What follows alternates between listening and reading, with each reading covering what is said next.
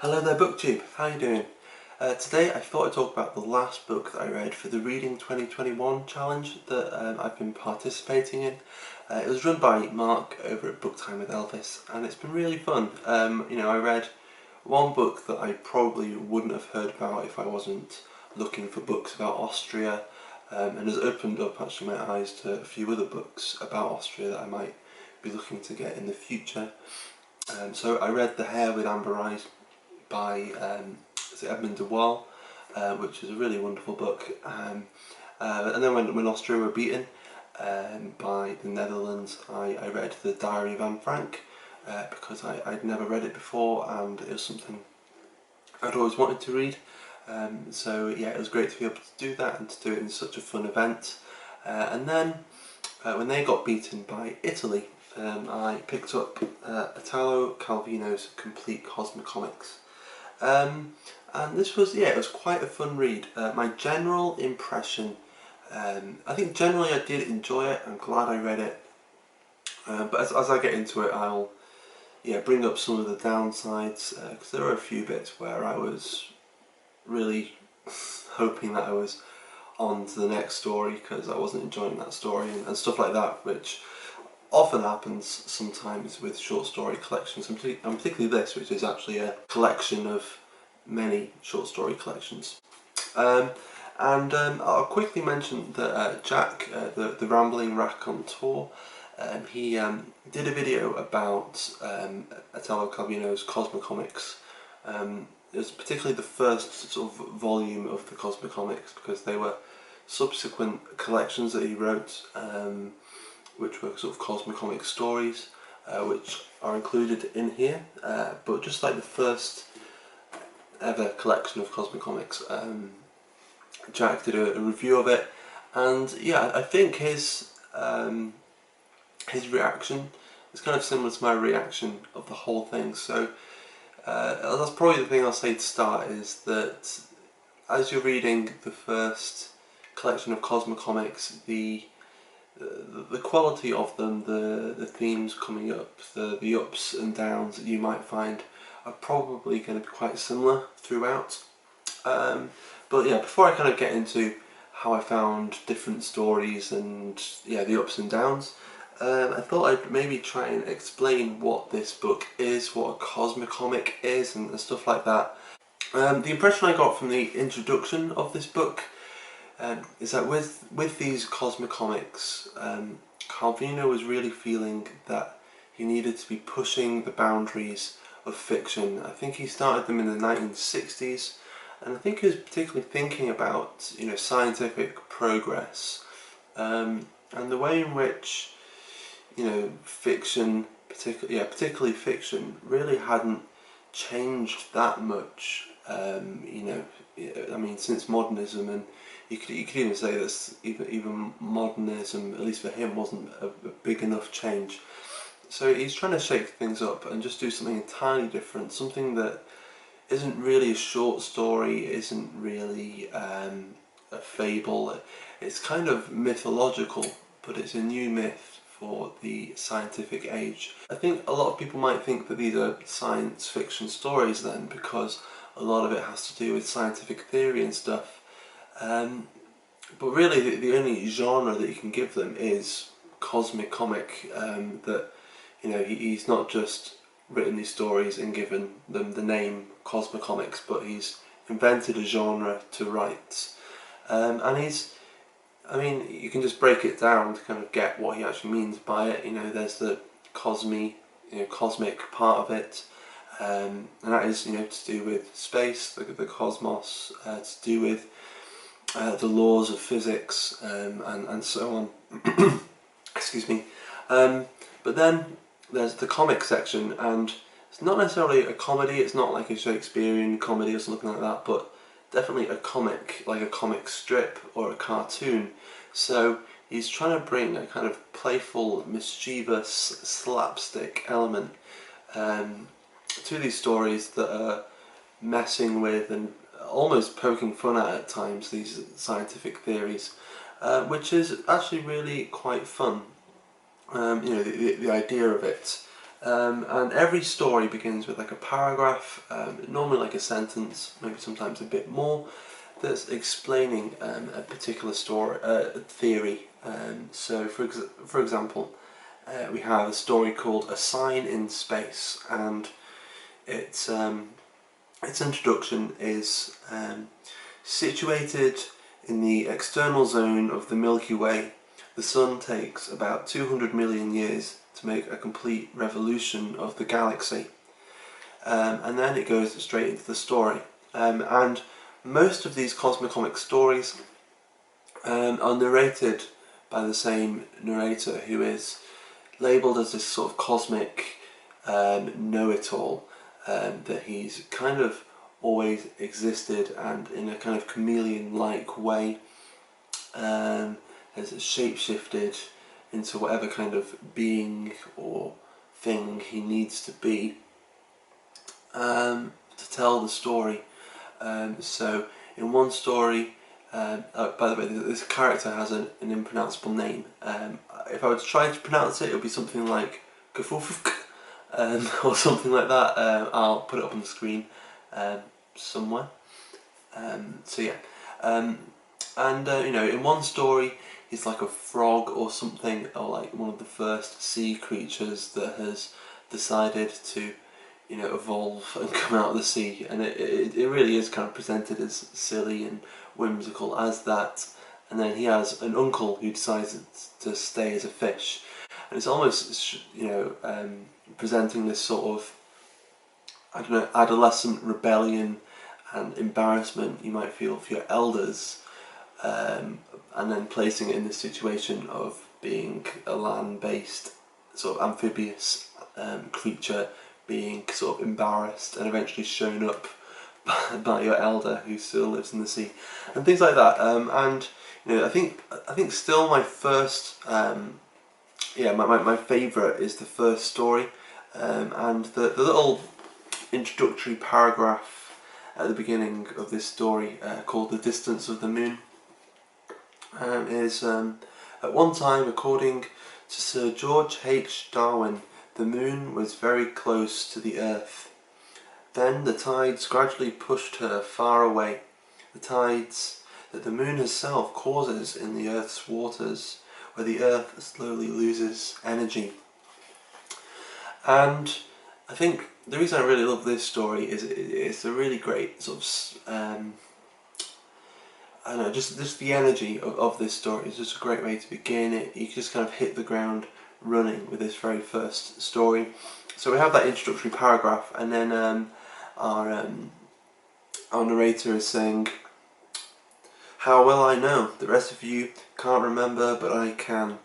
We had her on top of us the whole time, that enormous moon, when she was full, night as bright as day, but with a butter-coloured light. It looked as if she were going to crush us, and when she was new she rolled around the sky like a black umbrella blown by the wind. And when she was waxing, she came forward with her horns so low she seemed about to stick into the peak of a promontory and get caught there. But the whole business of the moon's phases worked in a different way then, because the distances from the sun were different, and the orbits, and the angle of something or other, I forget what. As for eclipses, with the earth and the moon stuck together the way they were, why, we had eclipses every minute, naturally. Those two big monsters managed to put each other in the shade constantly, first one, then the other. Orbit? Oh, elliptical, of course. For a while it would huddle against us, and then it would take flight for a while. The tides, when the moon swung closer, rose so high nobody could hold them back. And there were nights when the moon was full and very, very low, and the tide was so high that the moon missed a ducking in the sea by a hair's breadth. Well, let's say a few yards away. Climb up to the moon? Of course we did. All you had to do was row out in a boat, and when you were underneath, prop a ladder against her and scramble up. And so on. And there are these really kind of strange characters, almost out of an Edward Lear poem, with these really strange, impronounceable names, almost as Captain Vd, with his wife. Then our narrator has a deaf cousin, and there's a little character called Zilixix or something like that, and we're not really told really how they look, but I imagine them looking like some kind of strange, I don't know, like Leonora Carrington painting. They're just these strange surreal characters going out on these little cork boats to go and get the milk from the moon, and it's just preposterous and silly and cartoonish, but it's great and it's fun, and by the end it's really tragic and really moving. And that's what you really get in these stories when they're working best. They're, you know, even though they're preposterous and they're sometimes working with theories and ideas that'll definitely go straight over my head. They're quite hard to deal with. There's often a note of a relatable human emotion, even if the characters aren't human, but you know, some kind of strange amphibious animal or a dinosaur. And so when the stories are at their best, that's what I would say they have going for them. That although it's really pushing the boundary of what a story can do, and they're totally sometimes nonsensical and weird, there's still, you know, you can still connect to it and you still feel something. So I'll just kind of draw off a few of my favourite stories. So there's that one I just read a bit of, The Distance of the Moon, still my favourite. Then I think the next story in the Cosmicomics, At Daybreak, which is about, I think is about the formation of our galaxy, the Milky Way, and of the Sun. You know, so sort of a nebula kind of sucking in together, and all the sort of reactions that happen, you know, in the formation of the Sun. And our characters are there in pitch black, having no idea what it is to see something, and they know something's about to change, but they don't know what it is. And the way he describes that, I think, is really interesting, really fun. Then there are two stories that I would put together. One called A Sign in Space, and another called The Form of Space. Now The Sign in Space is a kind of a story about semantics, I suppose.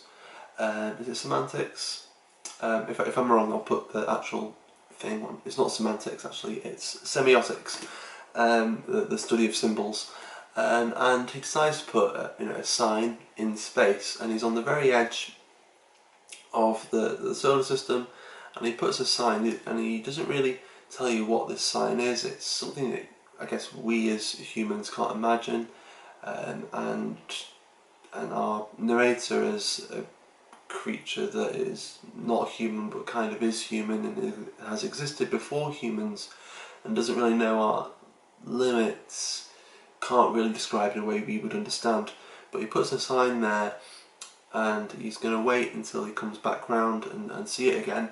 And it's kind of a story about what it is to make something, and sometimes the embarrassment that comes with it, then the pride and the games you can play with symbols and with any kind of art or even literature, which then goes on to The Form of Space, in which this kind of silly game going on as these three characters are falling through space, and feeling the different kind of shapes that there are on the edge of the universe. It's quite hard to describe what he's actually trying to say, but eventually that kind of becomes a metaphor for writing, and I can't really explain it in a better way, but yeah, but by the end I was quite fascinated, because he's kind of there writing it at the same time, and it's not massive in a way, it's kind of simple, but at the same time it's quite impressive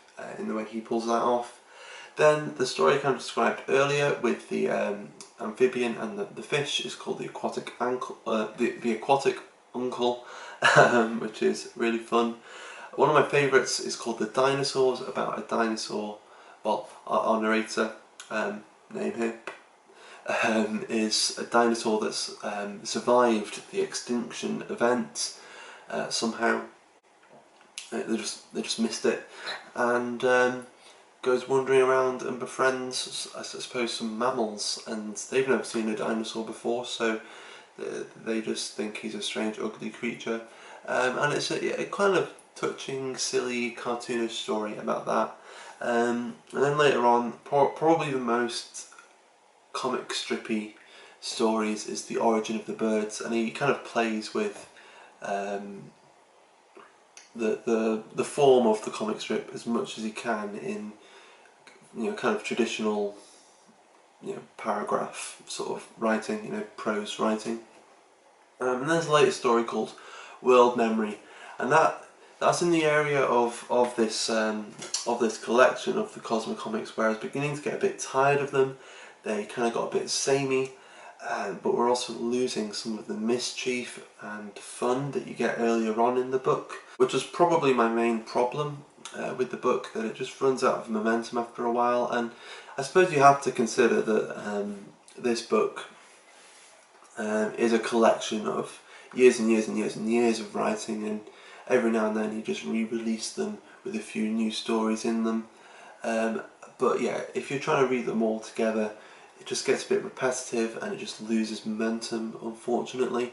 But then the story World Memory, which is really interesting, I think, at least for me, briefly gave a quick jolt of momentum again.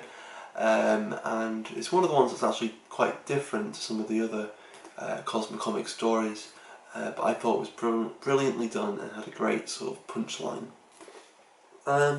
Yeah, and then there are some other stories that just seemed over the top, just kind of too long, too abstract. There's one, the longest of the Cosmicomics, I think it is Priscilla, and at least for me it was just too abstract and nothing much happened.